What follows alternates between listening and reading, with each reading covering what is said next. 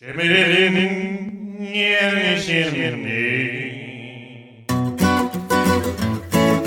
listening to Cider Chat Live. I am your host, Ria Wincaller, the producer and cider MC at ciderchat.com. On Cider Chat Live, it is stories in real time, straight off the Cider Chat train to you. So come on along and join the fun. I'll be looking for you out there in Ciderville.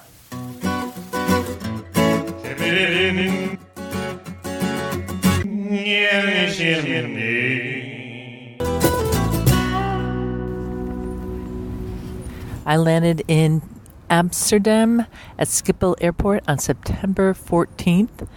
It's a direct flight from Boston, which I really like. It's an overnight flight, so I'm able to get a couple of hours of sleep. I always like to immediately get out of the airport and head over to the Citizen M. I stay typically right on site at the airport. Usually they have pretty good rates, allow me to check in early. I don't get charged. I'm able to take a shower, get out of the grimy clothes from the plane, and then take a little bit of a nap, maybe for 1 or 2 hours. Then it's back to Schiphol, which is just a stone's throw away. I could walk there, and I get a train, a round-trip train ticket, and go right into Amsterdam. And now Amsterdam is really a destination for us cider lovers because Apples and Peren is there, and that is a cider store. They're selling ciders from all over the map, really just European ciders. And I shouldn't say just really, because freaking God, my goodness, it's like amazing European ciders. So we're going to go into a little conversation that I had while I was there, and you could catch up with that, and then I'm going to bring you to where I was on the flip side of that.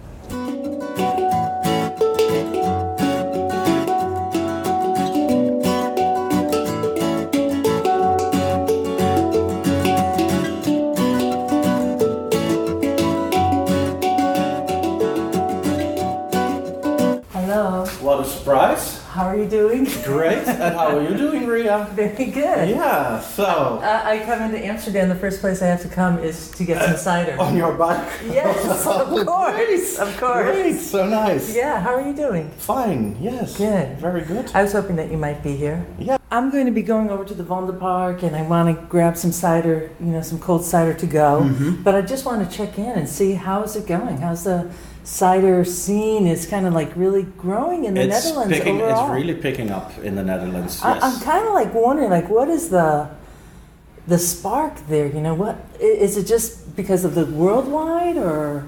I don't know. I think multiple factors at the same time. Obviously, Heineken is promoting their large-scale produced so-called cider, apple bandit. It's more water and the additives. Right, but you have all these local makers. Yeah, we see more and more local makers. Yeah, of course, always very small quantities. So, right. But that's okay. They ran out of stock very quickly. Yeah, but it has to start somewhere for people to realize to do that. It's good. So I think also. Because in Holland the special beers have become very popular, mm-hmm. and now people are also looking around. What else is there? We've had the gin tonic craze, which has also calmed down a little bit. Yeah. So this might be the next kind of sweep coming in for folks. So. We hope so. I know. We hope so. We're also working hard on it. So. Yes, it is difficult. No. That's why we have introduced a cider under bottled especially for us under the name Cider for Amsterdam. Cider Amsterdam. Ooh. It's a Brittany cider. Very nice. So you have a brut and a demi-sec. Yeah.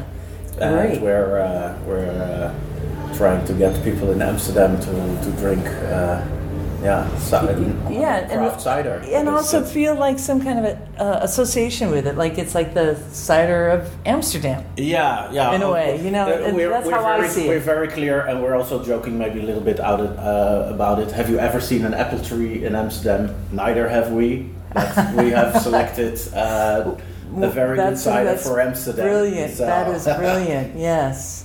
Well, the first ever Medlar tree I found here in Amsterdam last year that I've ever discovered, because I've always been in the hunt for that particular palm, which people also ferment and make I wouldn't call it a cider, but it's a palm, and I love any palm, pears or apples or medlars. And so I'm actually on my way now to go visit that tree. Okay. So I'm gonna bring some of your cider and drink it underneath that tree. Okay, great. Yeah, and where was that tree then? It is in the Vondelpark. In the Vondelpark. Yes. But it's a medlar. A medlar is a palm, and so there was the Victorian era was very, very popular because it was one fruit that would ripen in the middle of the winter. Yeah. And so it was very high society to do what was called blet the medlars. And so it was at the point where blet is B-L-E-T-T-E-D, to blet the medlar and eat it right at the point where it's almost kind of rotten, the edge of rottinatus. And it would be really, really sweet. It's such an unfamiliar word for me in... what would you say in Dutch? Mispel. How do you spell that? Mispel. Oh, M-I-S-P-E-L. Yeah. Yes. So that's why I had to look it up, because okay, now I understand. Yeah. Oh, look at that too. Yeah, this is the selection at the moment. Some ciders that you've seen before. A new one very close to Amsterdam, Cider. Oh. Maker. Yesterday it was you see it's losing, it still has a little bit fizz, but not as much as it should be. But it's the flavor will still be. Leo Capel, Normandy cider. Ik zoek cider die met weinig suiker. Met weinig suiker, ja, dus droog. Ja, droog, zo. Dus niet van die waar gewoon een pak suiker in zit. Nee. This is Gros Bière. It's an extra brut from Theo Capel. And this is a Normandy cider. It's very light yellow. It was opened up yesterday, so there's a little bit of a change, but it has this kind of almost like earth-based minerality that I would associate with mushroom a little. Wow, this would go fantastic with a nice, strong camembert, something really funky type of cheese. Just knocks the socks off with also like sliced pears and apple on the side. This would be a beautiful cider for that. One of the things, try their different ciders. They have a nice little display here. Pour you a glass, and whether you want to take a big bottle or small bottles, there's a lot of selection to go from here. And also in the case, I see that they have a Domaine de Pont, the Cider Reserve. So there's some nice selections here. And I highly recommend stopping here.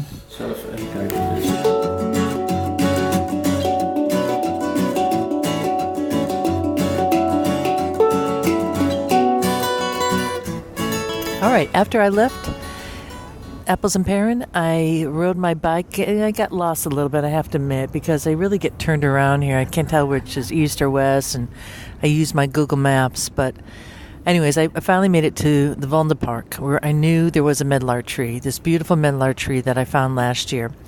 And of course, it's September, so I knew that the medlars were going to be in full fruiting stage, and indeed they were. They were huge. So I got to hang out with the medlars, which they just bring me absolute joy. If you want to see some photos of them, there's some beautiful photos that I posted on the Cider Chat Facebook page on today, which again is the 14th while I'm recording this.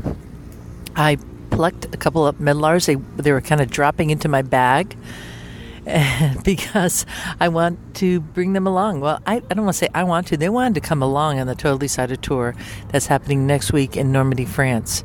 So they popped in the bag. They're going to come along. They want to meet everybody that's going to be there. Probably thinking that some of these folks never actually saw Medlar, so really excited to meet them and be their little, well, kind of like palm spirit guides, if you will. So that is my stage at this point. It's about, I don't know, 5 o'clock in the afternoon. I like to get a bike rental while I'm here because it's a lot of, what is it? Huffing and puffing. No, hoofing it around the city, and that could get really tiring very quickly. And from Amsterdam Central, which is where the train from the airport brings you out to Vondelpark, it would be a really long walk. You could do it in a tram, but it still is a lot of walking. I always go to Star Bikes, which is very close to the train station in Amsterdam.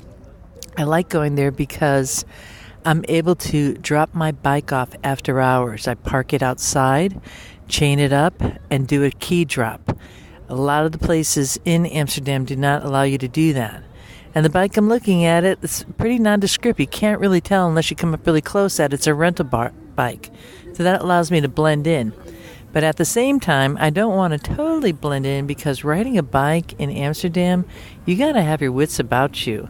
And if you're a little jet lagged or you've been drinking some cider or whatever, yes, there are coffee shops here. Gotta love that too. It could be dangerous. You got to be on your best when you're scooting around here. But Starbikes is a good place to go. And my next journey will be kind of heading back slowly, making my way, stopping at some other little eats here and there, doing a little shopping, eventually heading back to the airport and crashing. So it makes it a very easy, low-stress landing for me to just fly into Schiphol, stay at the airport, go in and out, and not worry about bringing my bags in Amsterdam. I've seen so many people who just have like a 24-hour stay and they're trying to like drag their bags all over the place. I'll tell you, it's hard. And that's when you do dopey stuff because you're tired and jet lagged and you're not used to the currency.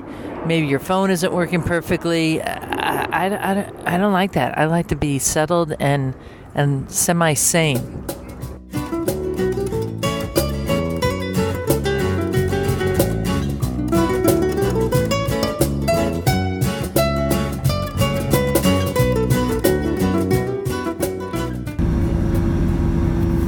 This time, instead of getting a ride on the Blue Canal boat, I was able to finally discover the backside of Amsterdam Central.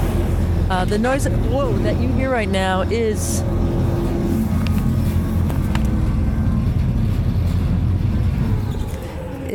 the ferry I'm on. That almost knocked over my bike. That was interesting.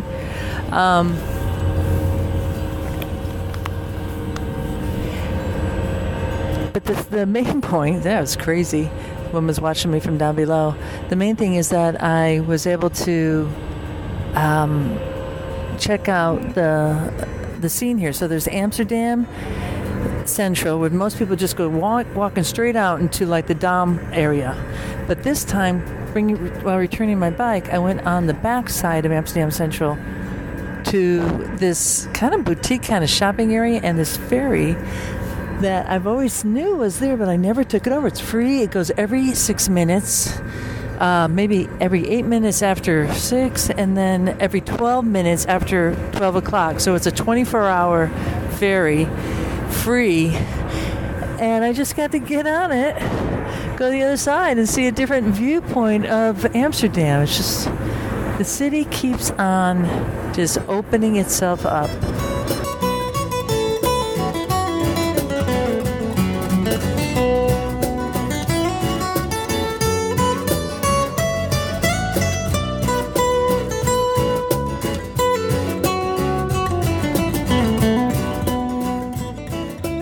So I'm going to head back and I'll be reading the book that I'm going to be talking about next that I brought along on this tour.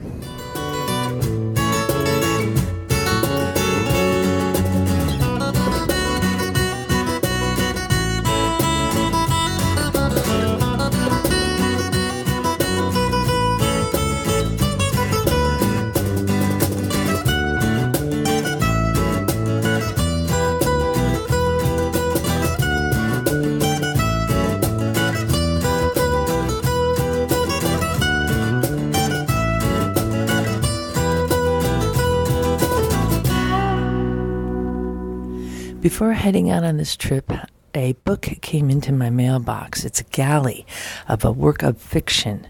It's from a Michigan author by the name of Barbara Stark-Nemon. The cover of the book was rather intriguing because it actually feels like an apple. And then on the cover is an apple, a yellow russeted apple that has been sliced horizontally and then put back together on a table. And you look at the apple and it looks a little bit like a rock cairn. And cairns are used on hiking trails. They're stones bouncing upon each other, which is kind of interesting for me because I wrote a book too, and I actually have a rock cairn on my book cover. That book's called Leading Chaos. But in this case, this is about cider, and so the apple fits perfectly in this kind of balanced but semi-sense of unbalance and yet sticking together. And that's what this work of fiction is about. It's not a full drama. There's a little bit of humor, but it's a story unfolding of a family. And the family with the central character being a mother in her mid-years, starting a new life discovery in cider making. Her name is Abby Rose Stone. And we're taken along on her path, learning to make cider professionally in Upper Michigan. The actual name of the book is Hard Cider, which fits perfectly because in Michigan, all I ever hear used for cider is the term hard cider. So it's a really nice fit. The fun part of this book for me, and I think would be cool for almost like a quiz for people, is how many people do you know that she's naming but giving a pseudonym to for real-life characters out there in Ciderville, such as the character that she's going to go visit in New Hampshire at an orchard that's, I think, called Orphan Lane Orchard. Who could that be? And if you've been in this world of cider for a little while, I bet your guess is pretty spot on if you know anyone that might have a kind of similar name, orchard, in New Hampshire, but not quite. Anyhow, I'll leave that to you to discover because it's a fun discovery that I take along. It's entertaining. It was so good that I sacrificed precious weight space in my luggage on the Totally Cider tour that I'm doing to Normandy to bring this book along to read it and share it with you. So check it out when it comes out for sale. I'm sure if you go to shewritespress.com, you'll find out when it's actually going live. Perfect gift to read for yourself or to give to someone that you know loves cider. Again, it's called Hard Cider, published by She Writes Press, and the author is Barbara Stark-Nemon. Well, that's it, Ciderville. I'm going to close off this section of Cider Chat Live. Bid you adieu. I am still in the Netherlands and will be here for a couple more days and then making my way down to Paris for that Totally Cider tour. And I'll be taking you along. So perhaps next week we'll be somewhere out there in the countryside and giving you my backdrop of an experience of touring in Europe on the hunt for ciders. And if that's something that wets your whistle, then do consider coming along with me on a Totally Cider tour. This November 1st, I'm heading to New England, to the states of New Hampshire and Vermont, to actually perhaps hunt down some of those characters in the book called Hard Cider. I think so. It'll be leaving from Greenfield on November 1st, the day before Cider Days kicks off. That is Franklin County Cider Days, a 3-day event. So if you're coming out to that, come a day early and join me on a Totally Cider tour to New England. You can find out more information by going to the Totally Cider page at ciderchat.com.